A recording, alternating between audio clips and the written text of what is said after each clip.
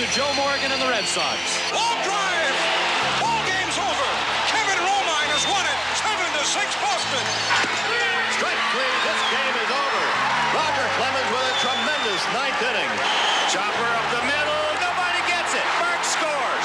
Here comes Reed. He'll score. The Red Sox lead it 10-9.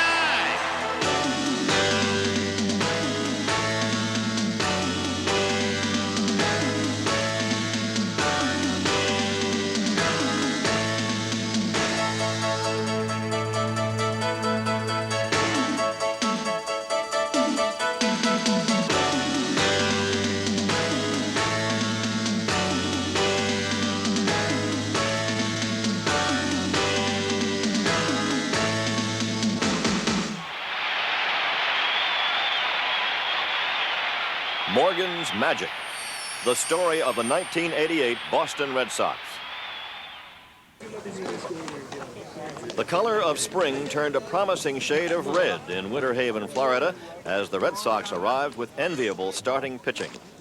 But after a losing season, their chief concern was the bullpen, a subject that had sent the trade winds blowing. One of the biggest problems we had was our bullpen. We felt the major thing to go to the winter meetings was to shore the bullpen up. And we went in with the intention of trying to find a reliever that might do that. We came back from the winter meetings with Lee Smith. We traded Calvin Schiraldi and Al Nipper for Smith, and I felt it really had shored the bullpen up considerably. I felt going to spring training that this ball club had a chance to contend. I knew the race would be tough, but I really felt that we had a chance to be in that race and be in the race all year. And so Smith, I felt, was a major part of our ball club at that time. And so, with all the components in place, the Red Sox went north, hale and hearty, and hungry for a division title. Sweet Italian sausage, ice-cold soda. Right here. We got them right here. Red Sox, how many? Red Sox all the way, you know it. Time, they say, begins on opening day. And in Boston, it began against Detroit with a barrage of strikeouts from Roger Clemens, 11 to be exact. Crowd looking for him to strike out the side. And he does. Whipping ball on the outside corner. Roger Clemens strikes out the side in the second. By the 10th inning, with a score all even at 3, Lee Smith was summoned for the first time. But despite the pleadings of a packed house, Smith's debut was spoiled. Not up to his usual stuff, he got beaten by a home run. And suddenly, April felt like a cruel month indeed.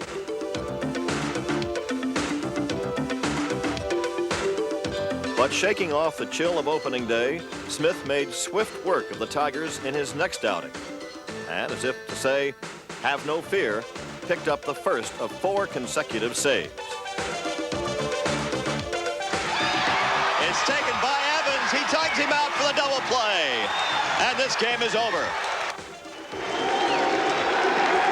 Gantner called out on a breaking pitch, and Smith strikes out the side in an awesome performance in the 9th inning. Smith fulfilled his promise as the reliever the Red Sox could count on time and again. Trouble is, they never counted on Bob Stanley's preseason injury, which sidelined him for the start of the season. To make matters worse, Rich Gedman would soon join him when, 6 days into the season, he broke his toe and would be lost until the end of May. With Gedman out of action, the Red Sox clearly had to secure a new catcher. So enter Rick Cerrone, a veteran at the position, and as it turned out, a choice pickup. For openers, Cerrone arrived with a hot bat in his first 9 games, hit .424. That, plus dependable defense, made him most welcome at Fenway. The Sox got even more encouraging signs from Ellis Burks, their dashing center fielder and much talented sophomore who would ring up a .294 average and 92 RBI. Add to that 18 homers and 25 steals, and the numbers add up to a great beginning. Ellis Burks got great skills. Ellis Burks is just a young kid, still learning the game, still getting better every day. He's just scratching the surface of his talent. He's got speed, he's got great defensive reaction on balls in the outfield, he's a good center fielder, he has a strong arm and a very accurate arm. All those skills are there. We haven't seen the best of Ellis Burks yet. That's yet to come too, I think. But in April, he gave a good indication. Hitting .385, Burks led the Sox to a team record 14 wins, and everything seemed to fall into place. That is, until misfortune struck in Detroit on April 21st. Ellis Burks up with the bases loaded and 2 outs. High and deep to right center field. 2 runs have scored. Owen is being waved home. Owen will score. Burks to third. He's safe at third with a triple. That was the good news. The bad news was that when Burks slid into third, he jammed his wrist, an injury that would bother him the rest of the season and would now put him out of action for a week.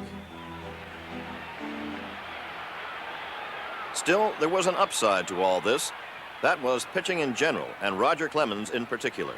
Following back-to-back Cy Young awards, Clemens opened the season with a flourish, winning 8 of his first 10 games.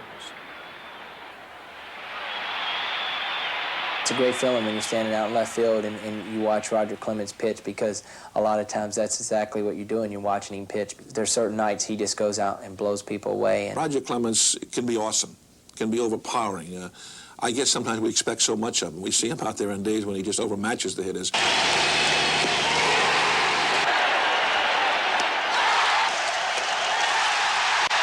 He's the most dominating I've ever seen. I mean, in my time, I just can't, you know, I can't compare with years gone by like a lot of people, but I just can't see anybody being more dominating in whatever era than Roger has been. He's a special talent.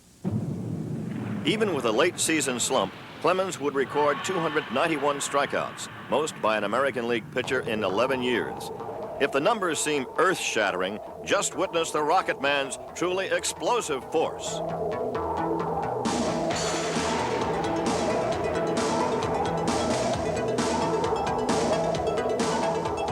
Sending out explosives right from the start, Clemens won 5 of his first 7 games by shutout.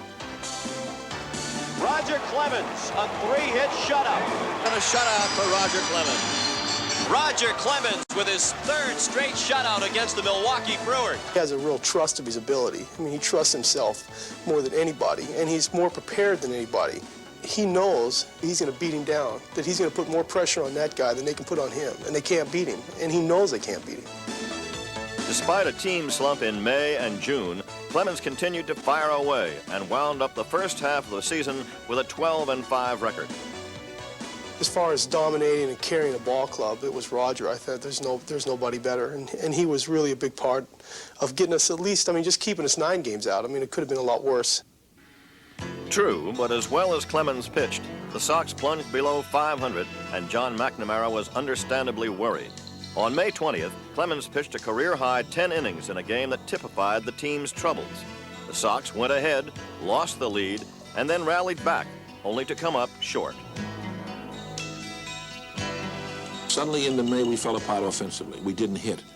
We'd have bases loaded, nobody out couldn't score. We'd have first and third, nobody on couldn't score. We just couldn't drive running.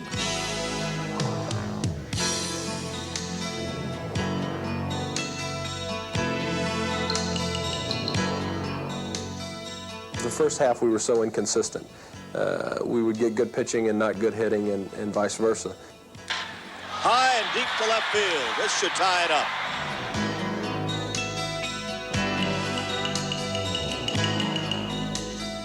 We started second-guessing ourselves. The paper, everybody in the media was second-guessing the Red Sox, and there was talk about McNamara being fired and making a change there. So it put a lot of pressure on us, and pressure that really took its toll on the team.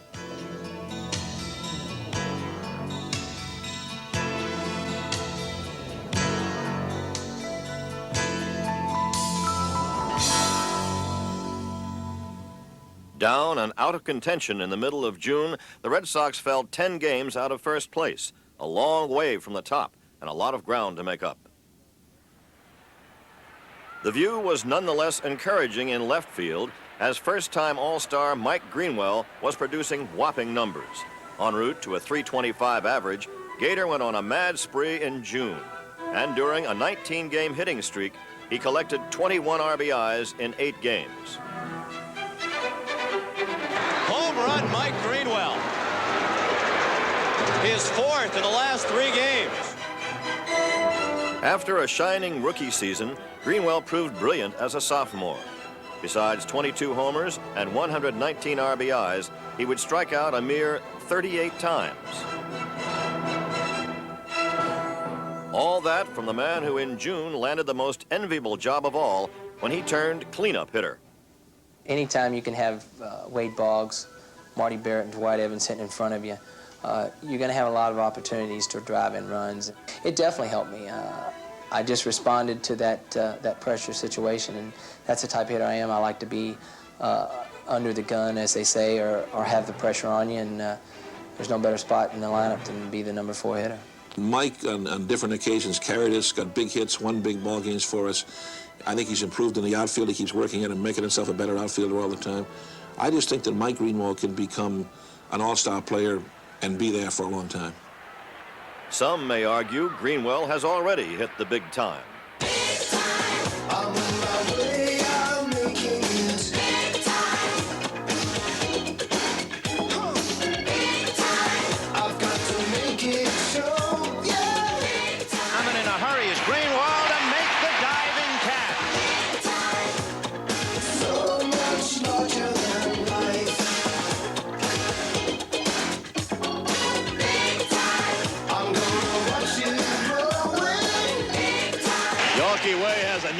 This year, no matter what.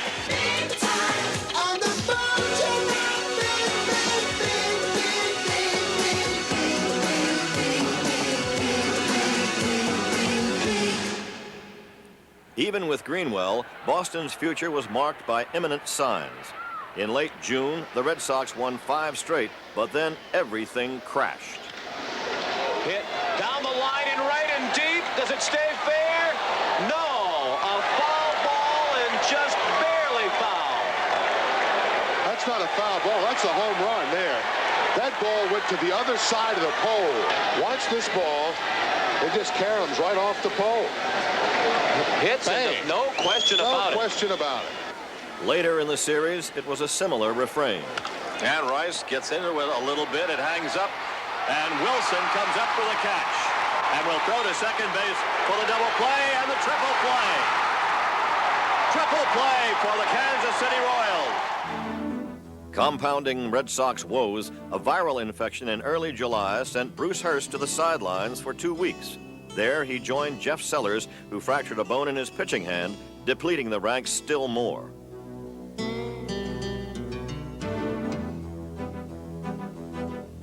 Finally, just after the All-Star break, a weary and beleaguered John McNamara was let go. Although the Sox managed to climb above the 500 mark, they went into the second half of the season in 4th place, trailing the Tigers by 9 games.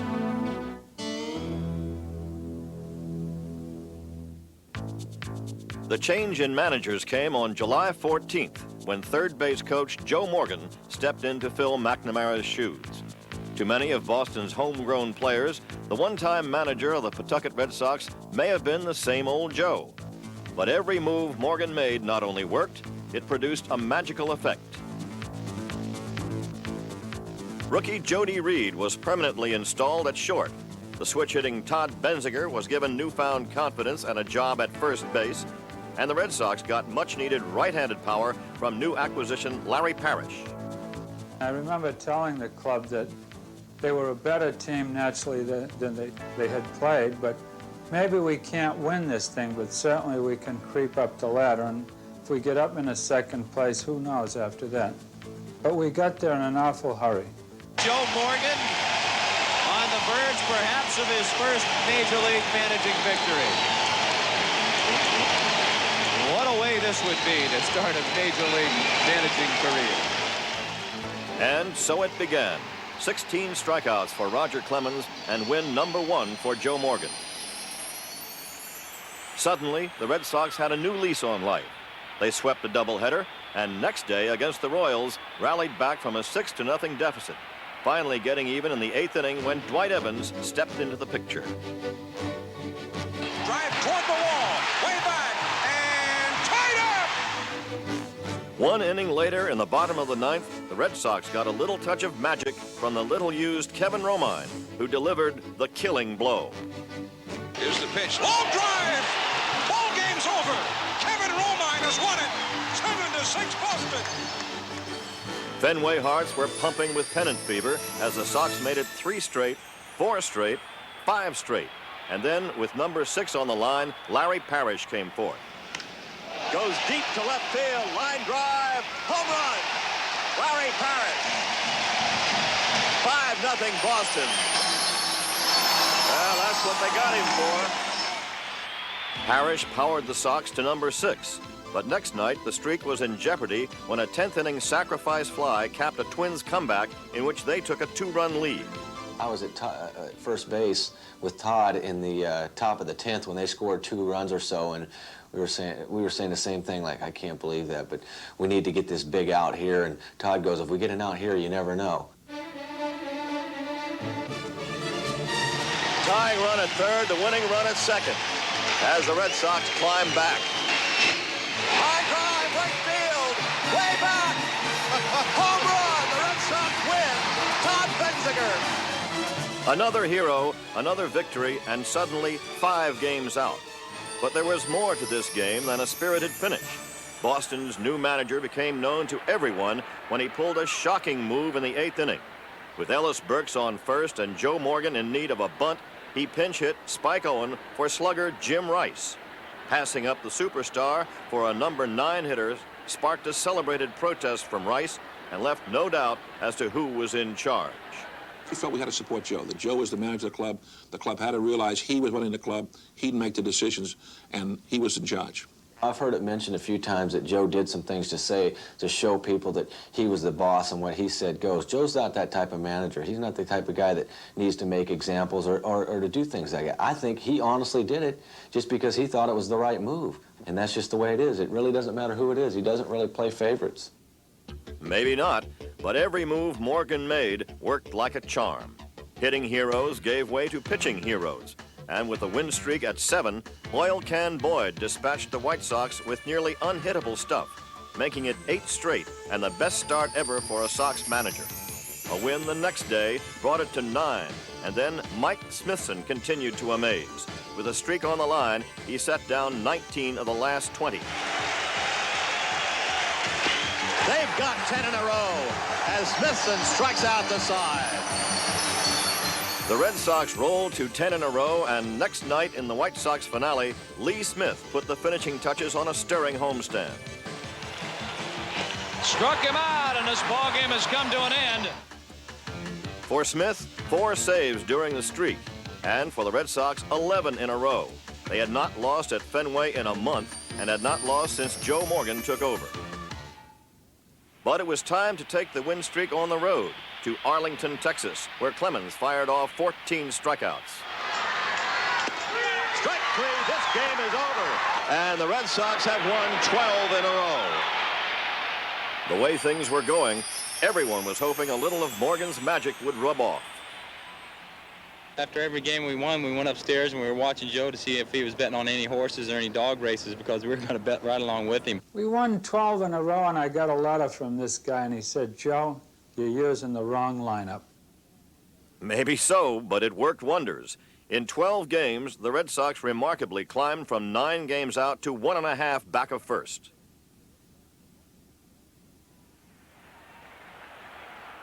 But next night in still sweltering Texas heat, the string snapped. Slam to left field, it is caught, and the streak is over.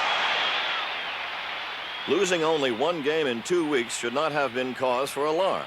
But in that game, the Red Sox quickly came down to earth when they lost Oil Can Boyd to a sore shoulder.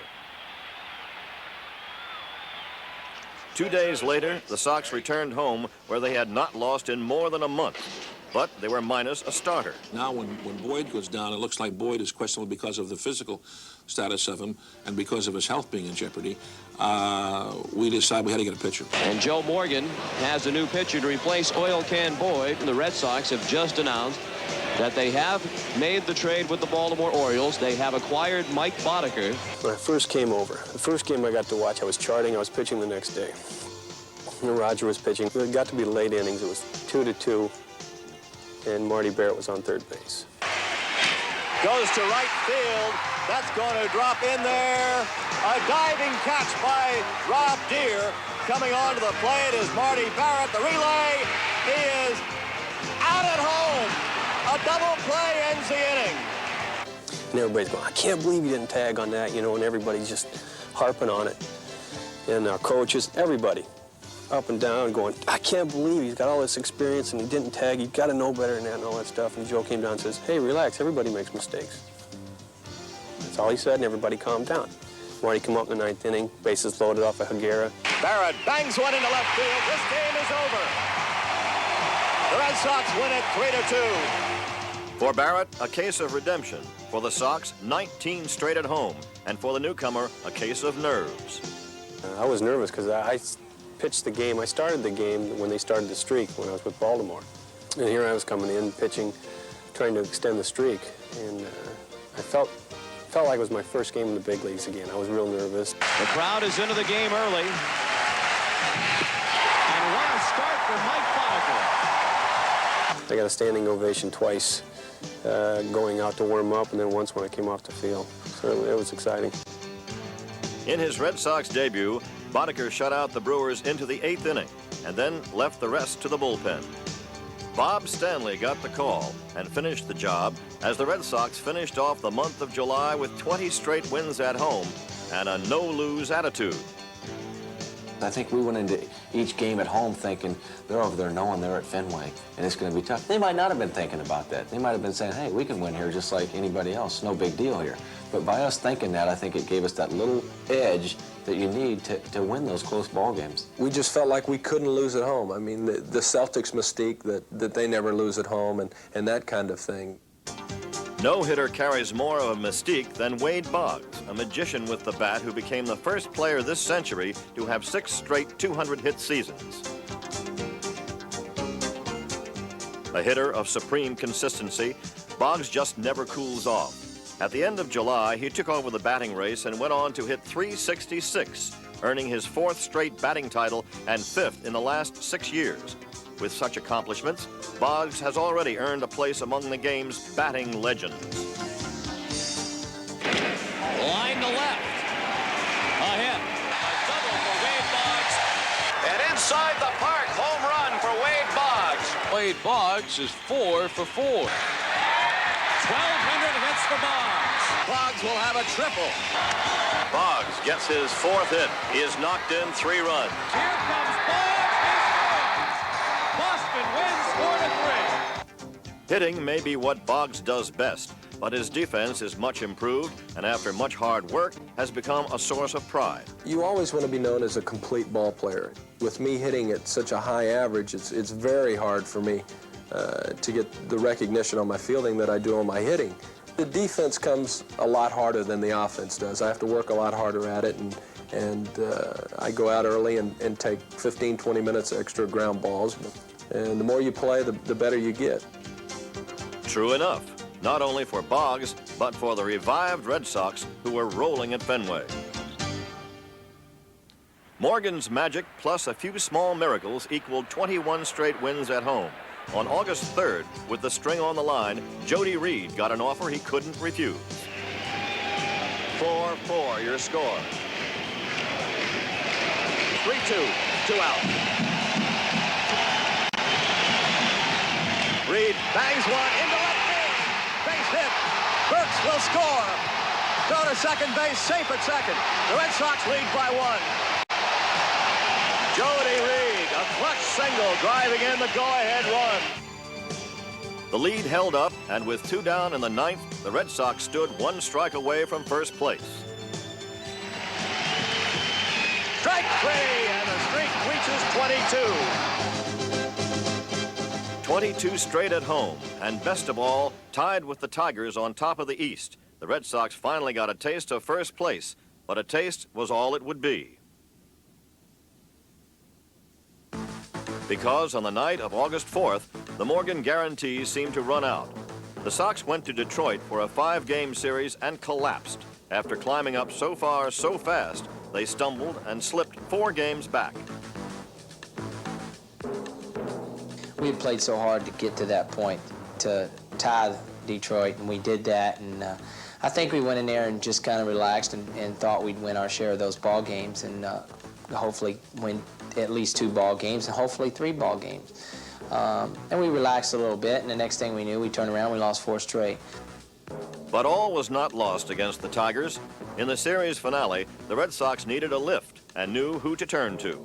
But I knew Hurst was going to pitch well that day, and I kind of went out on a limb and said that he was going to spin a beauty and we'd win tomorrow. And the Tiger players, some of them, didn't like that. But can I have an opinion? A prediction was more like it, because Hurst was indeed masterful, shutting out Detroit for 10 innings. The feeling we had was Bruce was pitching a great ball game, and we had to win this game. You know, and we didn't want to let Bruce down and ourselves down. You know, he was throwing a great ball game, and we had just lost 4, and we needed that 5th ball game. He lost the bat. Benzinger knocks it down. Hurst had to dodge the bat, and he got to the bag before Murphy. What a finish for Bruce Hurst, and it's only fitting that Bruce should have the final put-out on the score sheet. The first shutout of the year for Hurst, the 13th of his career, and his first win at Tiger Stadium since 1980. Bruce is an intense competitor, really a strong competitor. And he won some very, very big ball games for us. Games we had to win, he won. It was by far his best year as a major league pitcher, and it really proved the potential he's got. I've always said since the day I came here that Bruce Hurst was capable of being a 20-game winner. And he came very close to being that this year. In fact, Hurst would win 18 games and carry the team much of the way down the stretch. He had become a star, something that seemed impossible 7 years ago. 1981, Joe was my manager in Pawtucket. That was my 6th year in the minor leagues. And I'm the kind of guy that I figure there's a lot of happy people in the world. And if I don't, they don't play baseball, and if I don't play, I figure I can be one of them. I mean, I don't, baseball players don't have the corner on the market on all the happiness and stuff. And he said, Joe, I think I've had it. I'm going to hang him up. I said, what's wrong, Bruce?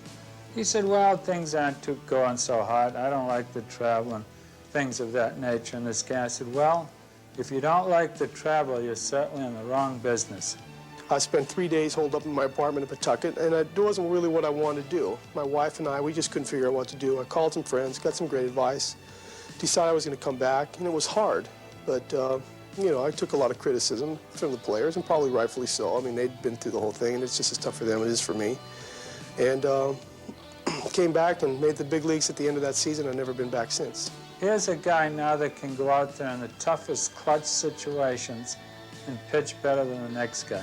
If I can see the glove and I can deliver everything I have right at the glove, make the best possible pitch, even if they know it's coming, even if I tip my pitch somehow and they know it's coming, and I hit the spot perfect, I have the advantage.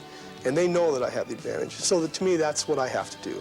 And I don't get caught up in all the little distractions and things like that. That's when it's my very best. And so because of that, I don't change my approach to pitching, whether I'm in Oakland or Detroit or Fenway or wherever. Maybe not. But at Fenway, where left-handers are not supposed to win, Hurst went 13-2.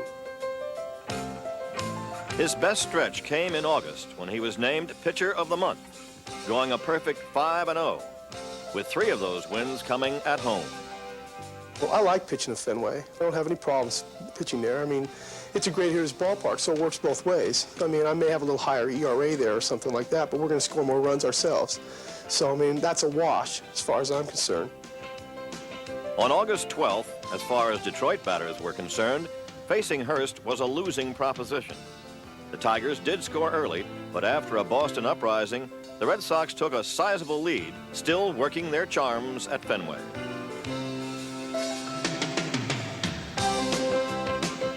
Bob Stanley came on to save it, and the Tigers went down easy. Little looper. Benzinger is under it. Game 1 goes to Joe Morgan and the Red Sox. A new American League record, 23 straight wins at home. But they didn't stop there. The next day, the Red Sox made it 24, thanks to the truly explosive bat of number 24. A high drive left field. Hangs up, and gone. Home run. 2-0 Red Sox. Excitation soon turned to frustration when the Tigers overturned the lead. But as if to say, a clout for a clout, Boston countered in the last of the 6th when Evans came up again. High drive left field. See you later, baby. Home run over everything. Red Sox lead 5-4. The shower of power continued as Mike Greenwell hit one out. The floodgates soon opened, the Red Sox added 10 more runs, and in his biggest day of the season, Evans delivered again.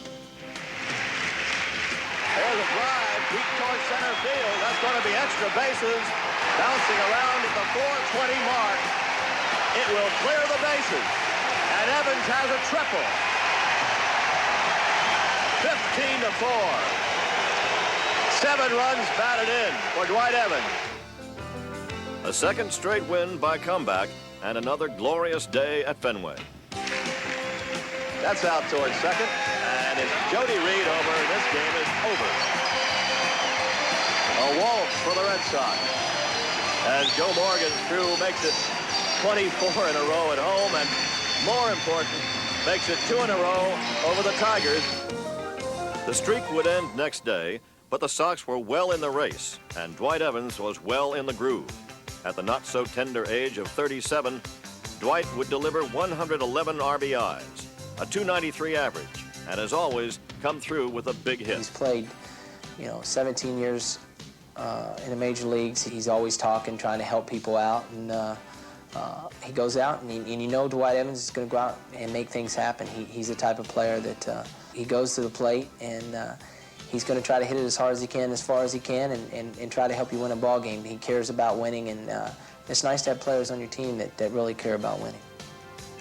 With no small amount of desire, plus a sweet swinging bat, Evans reached a plateau in Oakland on May 27th.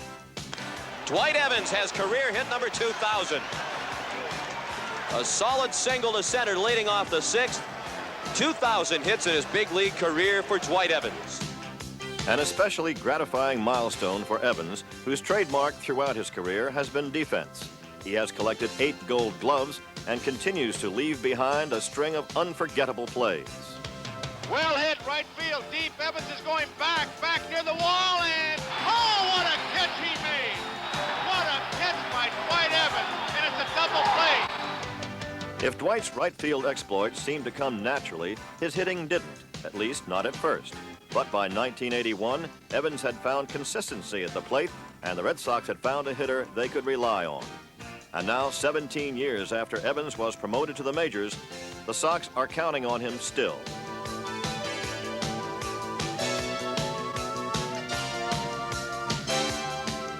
So no surprise that Dwight figured heavily down the stretch, which on September 4th brought the Red Sox to Anaheim with a chance to reclaim first place. They had lost 5 of 6 on the West Coast, and things didn't look much better now as the Angels took a 4-0 lead.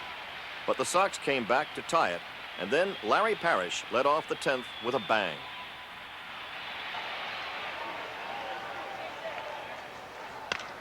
Parrish sends it high in the air, deep to right center field, way back and gone.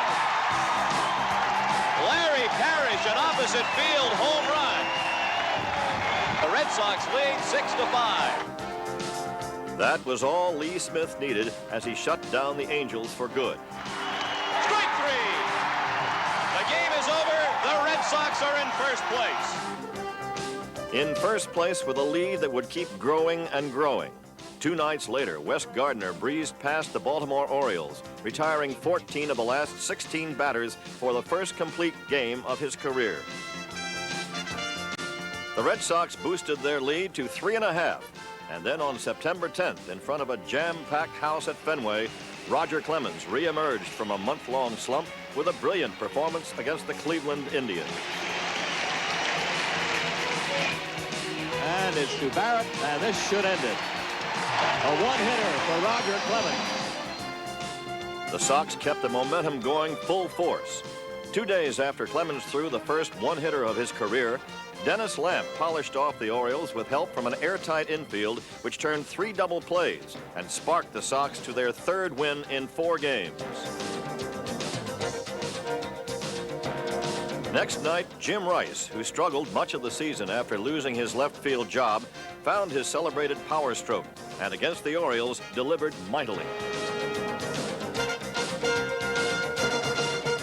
Here goes a long shot, deep left center, and it is out of here for a grand slam.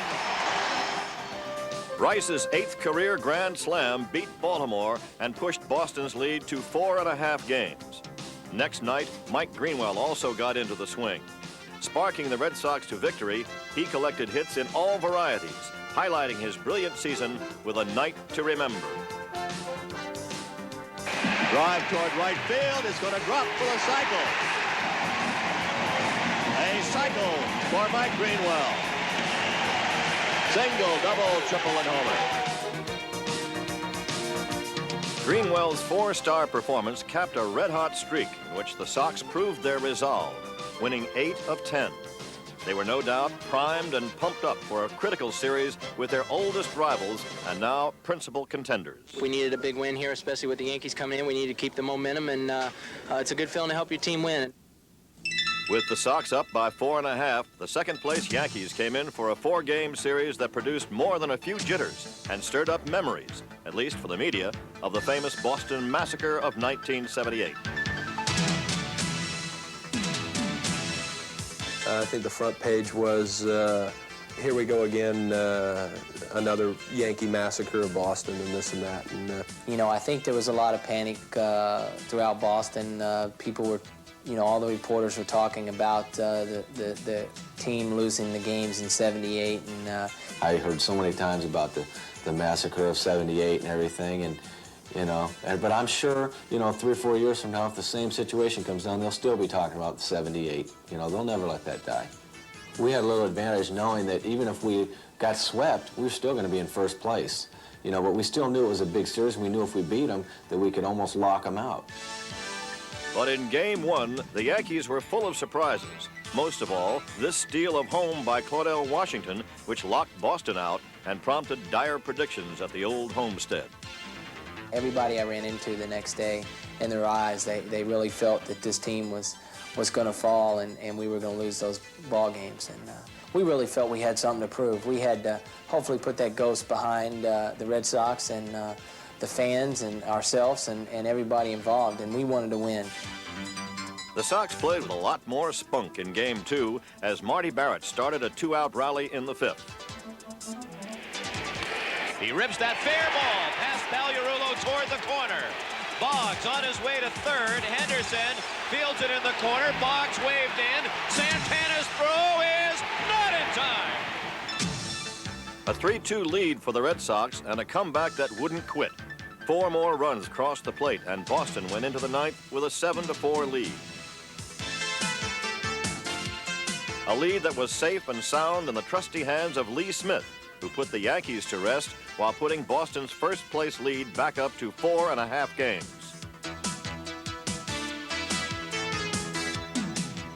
In Game 3, the Yankees and Red Sox battled through an unexpected pitcher's duel. Neither team could muster much offense, and the game went into the 8th, deadlocked at 1. If Red Sox pitching wasn't enough to frustrate the Yankees, this 8th-inning blow was. That's gone. At the wall and in the net. Dwight Evans getting his 100th RBI of the year. Evans' home run put the Red Sox up 3-1. The lead held up as Bruce Hurst capped a 3-hitter by bringing down the house. The win gave Boston a little breathing room on top of the East. And next day, Fenway hearts were jumping when Ron Guidry got rocked very early and very often. Hit toward the wall and left. High in the air, way back and gone! Number 17 for Ellis Burks. It gives the Red Sox a 3-1 lead. A barrage of Red Sox hits knocked Guidry out in the 2nd inning as Boston went up 7-1, scattering Yankee pennant hopes. Any fears of a Boston massacre disappeared as the Sox took 3 of 4 to pull 6 games up and finally rest easy on top of the East with a 6-game lead. Of course, as the Red Sox knew all too well, no lead was safe. And just when they thought they had wrapped up the division, the Red Sox went to Toronto and fell flat. A key error in the opener led to Boston's downfall as the Blue Jays continued to confound the Sox, beating them 2 out of 3. And as the Red Sox headed to Yankee Stadium, the pressure was cooking all over again, with 3 big games to play against the troublesome Yankees. On September 23rd, the Red Sox arrived in New York with trouble in mind, and soon trouble on the scoreboard. The Yankees overcame an early Red Sox run, crushing Red Sox pitching for 6 runs in 2 innings.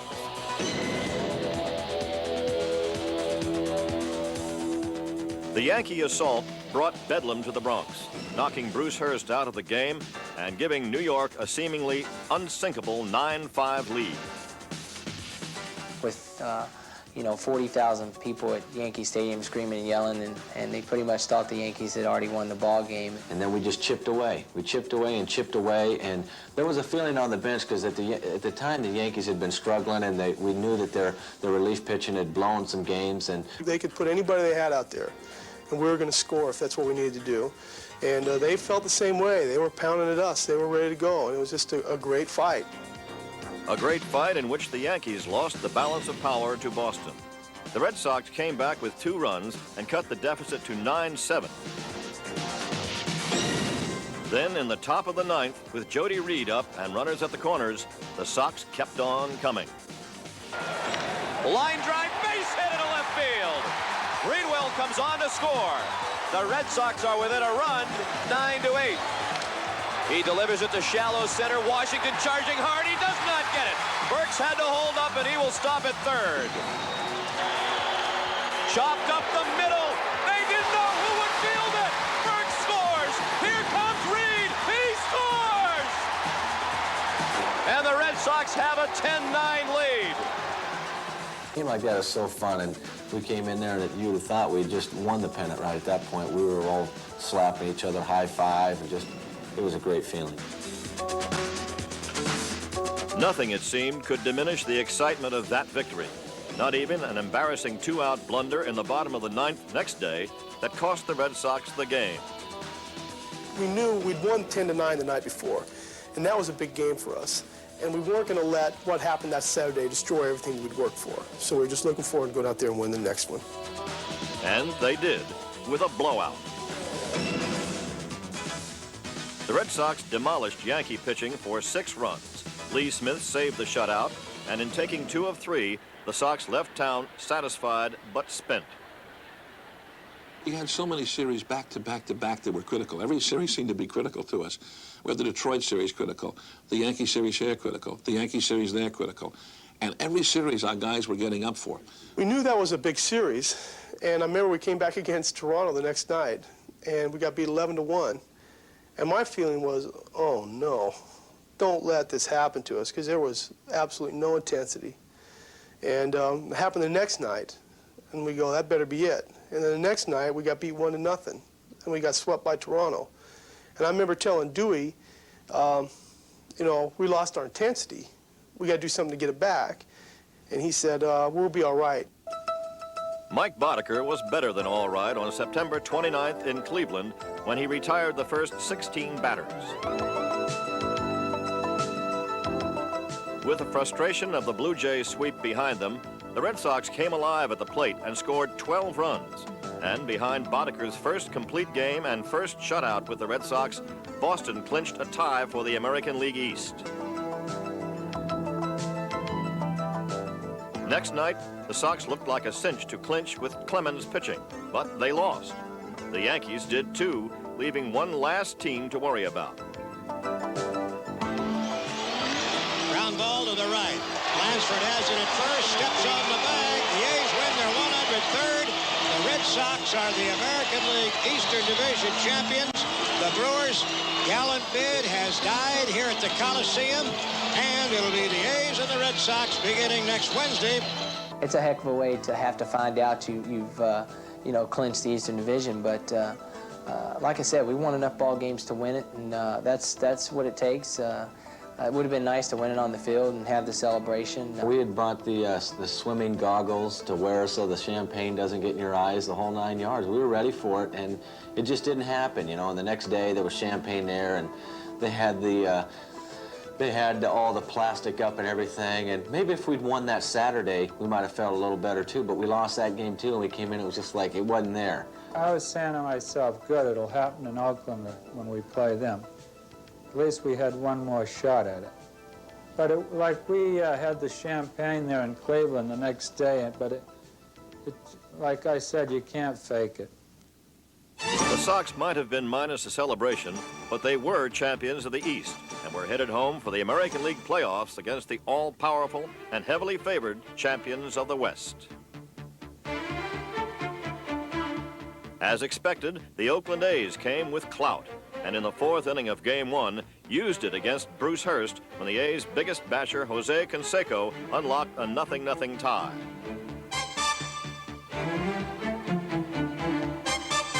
The A's added one more and went into the ninth inning leading 2-1. Dennis Eckersley was entrusted with the lead and got out of a jam by striking out Wade Boggs to give Oakland a one-game edge. The odds may have been stacked against Boston, but if anyone could put the lid on Oakland's explosive bats, the Red Sox figured Roger Clemens could. And in Game 2, Rocket was up to his old stuff for 6 innings, striking down the almighty A's. Red Sox bats helped out in the bottom of the 6th when Ellis Burks capped a rally that put Boston up 2-0. But 1 inning later, Clemens got a jolt from Canseco, who hit a tremendous home run to tie the game.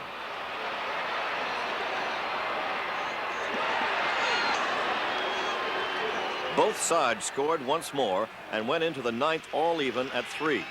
But Walt Weiss put Oakland ahead 4-3. The Red Sox failed to score in their half of the 9th, and once again, the redoubtable Dennis Eckersley saved the day.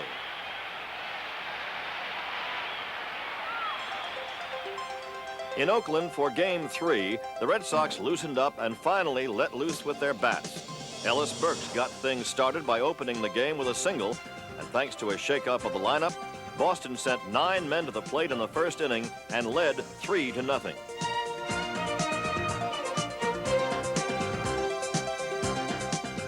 Mike Greenwell snapped a postseason slump, driving in 2 of the runs, and suddenly the team that couldn't win at the Coliseum all season was doing a little bashing of its own.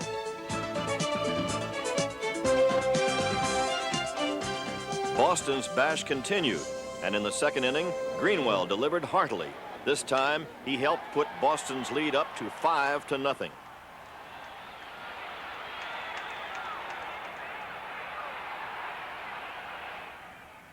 But the A's promptly and convincingly launched a comeback that demolished the Red Sox. Oakland scored 6 runs in 2 innings and went on to a 10-6 victory.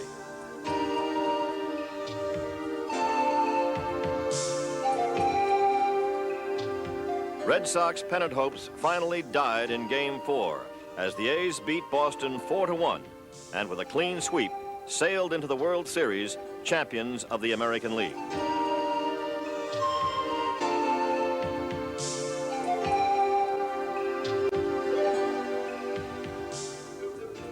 The pain of losing would no doubt be hard to forget.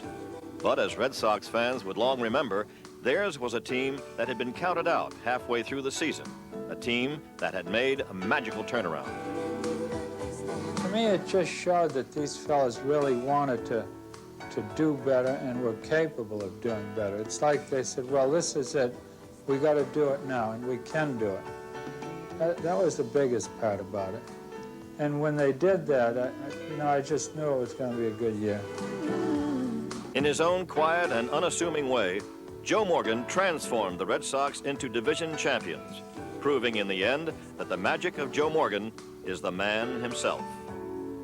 There is a difference between being third base coach and being a manager. I mean, nobody knew how he'd handle a big league job like that. And it's the same guy. That's the same Joe, and he did a great job. He just knew how to motivate us, and we really took off for him. And, it was a great thing, and it was a great thing for the Red Sox, the fans, and a great thing for Joe Morgan. It makes you as a player really want to win, not only for the team, but for him. You know, when you really want to win for your manager, it could give you that little edge that gets you over the top.